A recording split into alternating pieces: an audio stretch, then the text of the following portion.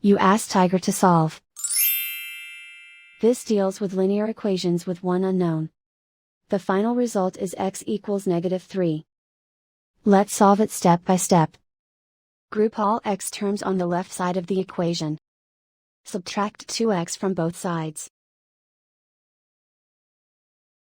Group like terms. Simplify the arithmetic. Group like terms. Simplify the arithmetic. Group all constants on the right side of the equation.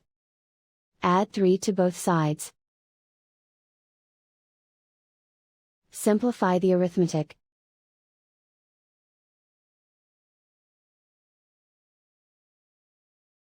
Isolate the x. Divide both sides by 5. Simplify the fraction. Find the greatest common factor of the numerator and denominator.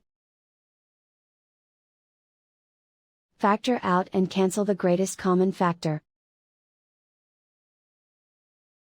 And so the final result is x equals -3.